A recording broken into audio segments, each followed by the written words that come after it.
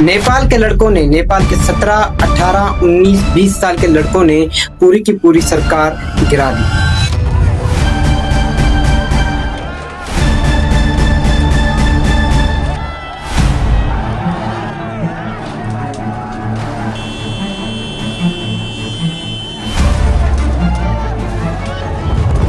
नेपाल के prime minister KP ओली शर्मा को मजबूर कर दिया इस्तीफा देने पर। और इस सब के बीच एक अनफॉर्चुनेट डेथ होती है फॉर्मर प्राइम मिनिस्टर की वाइफ की, जब उनके घर को आग लगा दी जाती है। ट्रीटमेंट के दौरान अस्पताल में उनकी मौत हो जाती है। आखिर क्या वजह है नेपाल में इस कदर खतरनाक प्रोटेस्ट की? आखिर क्या वजह है नेपाल में इस कदर एक्सट्रीम गुस्से की? आइए जानते हैं आज के इस वीडियो में। अस्सलाम वालेकुम दोस्तों, इंडिया के नॉर्थ में एक कंट्री है नेपाल, एक बड़ा ही खूबसूरत मुल्क। यहाँ नदियां हैं, पहाड़ हैं और भी बहुत सारे खूबसूरत सीनरीज हैं। दुनिया के one of the highest mountains यहीं मिलते हैं। कह सकते हैं कि यह साउथ कोरिया कंट्री का पुअर वर्जन है। नेपाल एक हिंदू कंट्री है और यहाँ की आबादी 3 करोड़ है। और ये साल 2008 में पहली बार था कि नेपाल को एक रिपब्लिक यानी कि एक डेमोक्रेटिक कंट्री बनाया गया।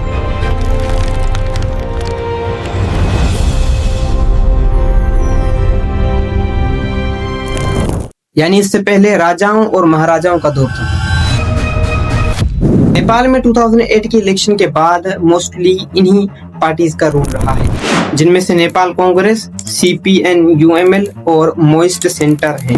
चार्ट में देख सकते हैं कि नेपाल के प्राइम मिनिस्टर ओली खुद 3 बार प्राइम मिनिस्टर रह चुके हैं।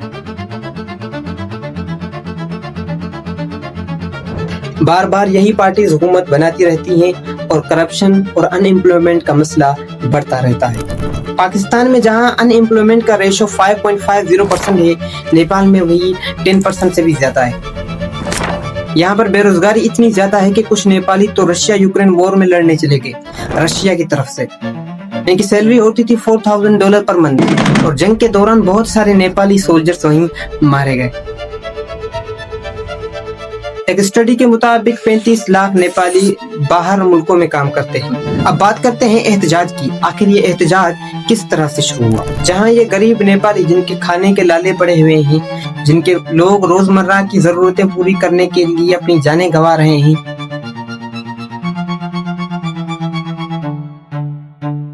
वहाँ पॉलिटिशियन के बच्चे बाहर मुल्कों में लग्जरियस लाइफ शो ऑफ करने लगे। इंस्टाग्राम, फेसबुक पर पोस्ट्स लगाने लगे और अपनी लाइफ स्टाइल दिखाने लगे। नेपाली आम लोगों ने जब ये देखा तो उन लोगों ने क्रिटिसिज्म का एक ट्रेंड चला दिया। जहां देखो इन नेपो किड्स को ट्रोल करना शुरू कर दिया। फेसबुक, इंस्टाग्राम, टिकटॉक, यूट्यूब, जहां देखो इन लोगों को क्रिटिसाइज करना शुरू कर दिया और इसे एक ट्रेंड बना दिया। जाहिर है यहाँ पे पॉलिटिशियन के बच्चे क्रिटिसाइज होने लगे तो सरकार से कंट्रोल करने के लिए 4 सितंबर को सभी एप्स को एक दरख्वास्त देती है कि उन पर गवर्नमेंट का कंट्रोल का एक्सेस देना चाहिए। जो एप्स इन्हें कंट्रोल नहीं देंगी उन्हें बैंड कर दिया जाएगा। टिकटॉक और 4 एप्स जिन्होंने ये शर्त मंजूर कर ली थी, उनके अलावा 26 प्लेटफॉर्म्स को बैन कर दिया गया। उन प्लेटफॉर्म्स में से यूट्यूब, इंस्टाग्राम, फेसबुक वगैरह हैं। यहाँ गवर्नमेंट अवाम के अंदर एक आग भर देती है। इस बैन के कुछ घंटों बाद कोशी प्राइम मिनिस्टर राम बहादुर की गाड़ी एक 11 साल बच्ची जो कि रोड क्रॉस कर रही थी उसे टक्कर मार देती है। बच्ची जख्मी हो जाती है और मिनिस्टर की गाड़ी उन्हें छोड़कर चली जाती है। की सीसीटीवी वीडियो किसी ने टिकटॉक पर अपलोड कर दी और ये वीडियो देखकर बहुत सारे लोग प्रोटेस्ट करना शुरू कर देते हैं। नेपाल के प्राइम मिनिस्टर ओली कहते हैं कि ये तो बस एक आम हादसा है और वो वादा करते हैं कि इसकी कोस्ट जो है वो पूरी कर देंगे। पखरा यूनिवर्सिटी के professor Yograj Lamichhane Times of India को बताते हैं कि एक मिनिस्टर की गाड़ी 11 साल की बच्ची को कुचल देती है और प्राइम मिनिस्टर उसे ये कहकर टाल देते हैं कि ये तो बस एक आम हादसा है। तो बाकी आवाम के लिए ये क्या मैसेज होगा? बहरहाल पीएम ओली का ये रवैया देखने के बाद हजारों प्रोटेस्टर्स प्रोटेस्ट करना शुरू कर देते हैं। मैटीघर मंडला से होते हुए ये प्रोटेस्टर पार्लियामेंट तक पहुंचते हैं। यहाँ तक ये एक पीसफुल प्रोटेस्ट होता है। इस प्रोटेस्ट को रोकने के लिए यहाँ पर पुलिस तैनात की जाती है और पुलिस यहाँ पर वाटर कैन्स और रबर बुलेट्स का इस्तेमाल करती है।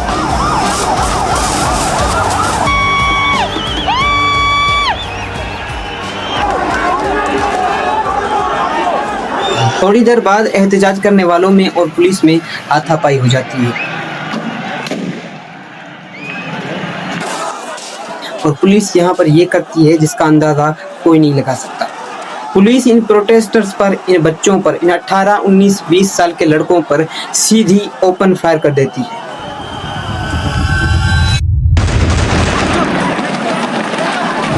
बीबीसी के इस रिपोर्ट में देखें, मरने वालों में से एक 22 साल का लड़का था अभिषेक, जिसे सर में गोली मारी गई। एक और था आयुष थापा, 19 साल का लड़का जिसे छाती में गोली मारी गई।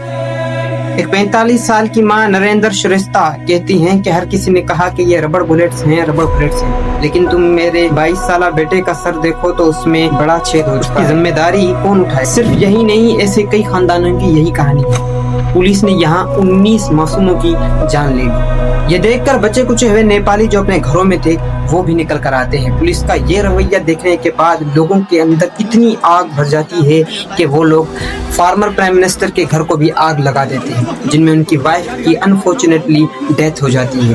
नेपाल के वजीर आजम को फौरन इंटरनेट का बैंड हटाना पड़ा, लेकिन फिर भी ये लोग नहीं रुके।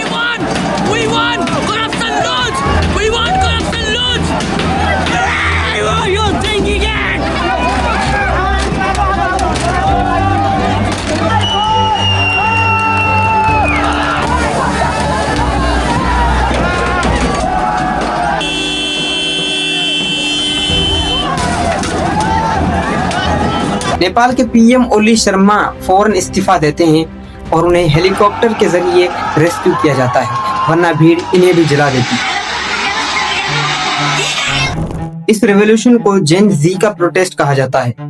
ये सबक है पूरी दुनिया के लिए कि अगर लोगों से लोगों की फ्रीडम ऑफ स्पीच छीनोगे, लोगों से लोगों के हकूक छीनोगे, लोगों से लोगों का रोजगार छीनोगे, तो आपके साथ यही होगा।